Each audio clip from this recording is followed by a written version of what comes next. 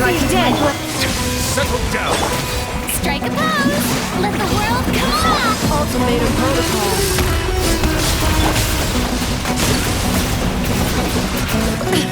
Let the mighty be humble. With one heart, we fear. The eye sweeps the lands. Only emptiness awaits. Now that we have 2 Lunar Reactions to play around with, I wanted to have a look at whether or not we have ourselves a new Neuvillette team. Now, some of y'all may be wondering, well, of course we'd have a new Neuvillette team because you can just kind of put anything together and make a Neuvillette team. But what I'm thinking of is whether or not we might actually have a new best Neuvillette team. What I would normally be calling the Neuvillette team.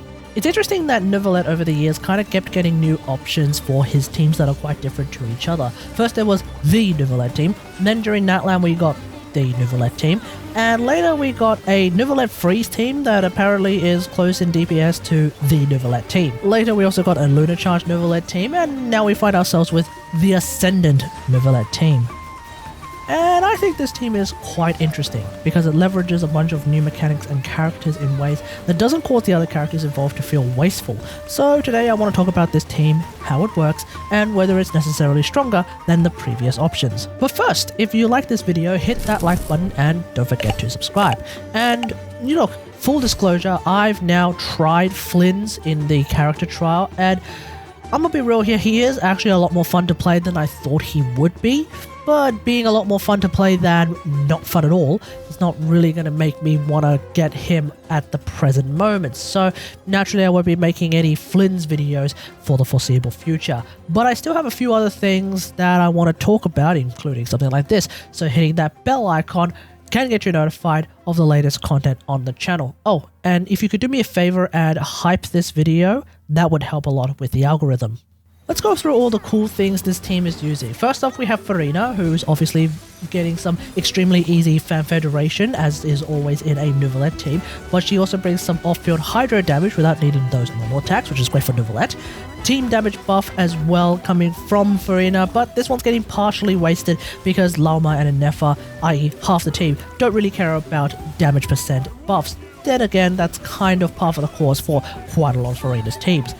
Next thing is of course Ascendant Gleam. This is achieved by having 2 or more Notcry characters. In this team I have Lauma and Ineffa. Now whenever folks not from Notcry use skill or burst, certain stats based on the character's element can in fact buff the Lunar Damage. Now my Furina has nearly 40k HP, my Neuvillette can fluctuate somewhere between 36k and 45k HP. So normally I'm getting somewhere between 21.6% to 27% more Lunar Damage. It's not exactly that because it's actually based on the EM multiplier, so you know it's not going to be as strong, but it's still a buff that comes from having Ascendant Gleam. So keep this entire mechanic of Ascendant Gleam in mind, because the next character is of course going to be Ineffa. Now Ineffa can trigger hyper blooms in this team, and as a direct result of that I have gone ahead and level 90'd her.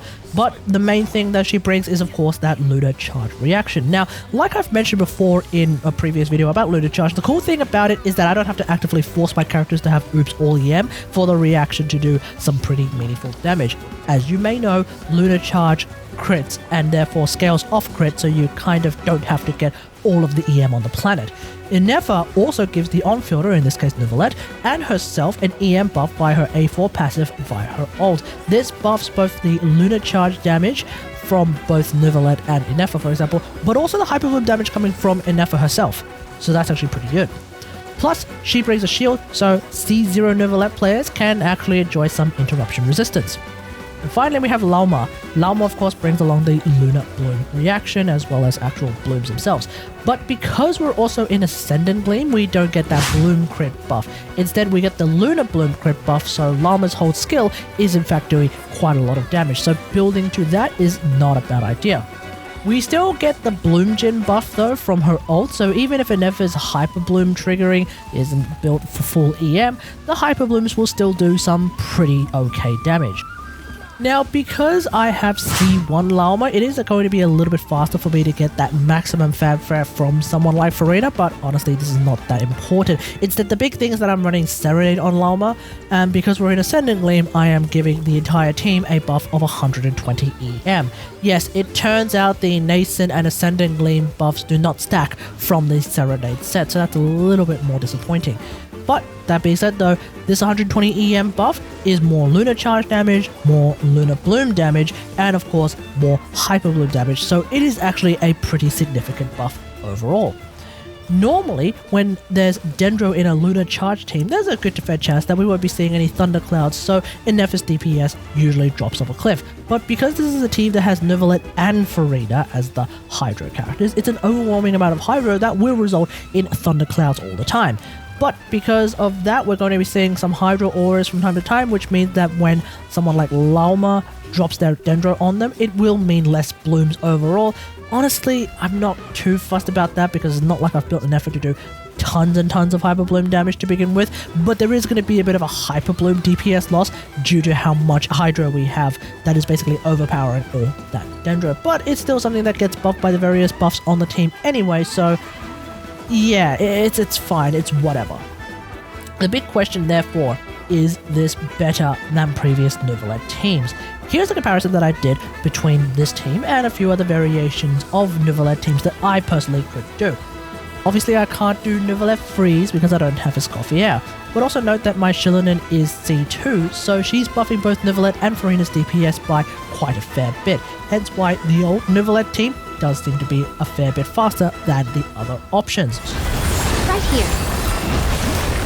One thing to note as well is that Ascendant Gleam actually has some additional bonuses depending on what you're fighting against, depending on where you're fighting. And if you're going up against something like the Wild Hunt, then their secondary HP bar actually gets nerfed if you are in Ascendant Gleam as opposed to not being in Ascendant Gleam.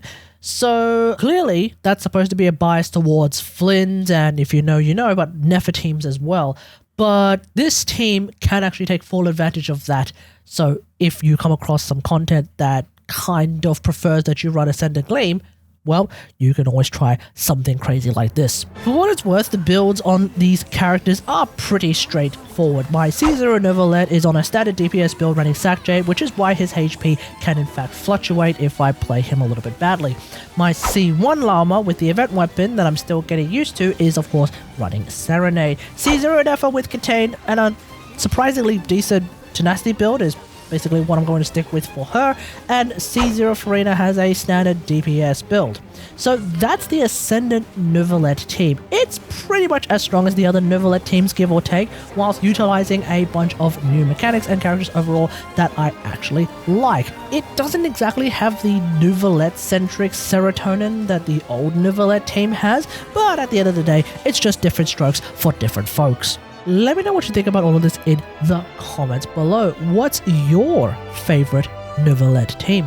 Let me know in the comments. I think the next video that I'll do is going to explore a little bit further the idea of running Serenade on Lauma, because this is not the only team that I'm actually making full use of Serenade on Lauma. Well, maybe not full use, but I'll talk about that in that video about Serenade Lauma, because there are some other teams that I have actually been enjoying with this particular kind of build on her, so something to talk about. Alright, anyway, hope you guys enjoyed. If you like this video, hit that like button, subscribe for more Genshin Impact action, and until next time, I'll see you guys later.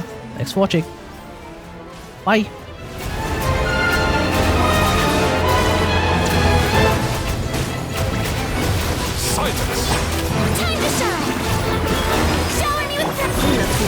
For the everlasting curse.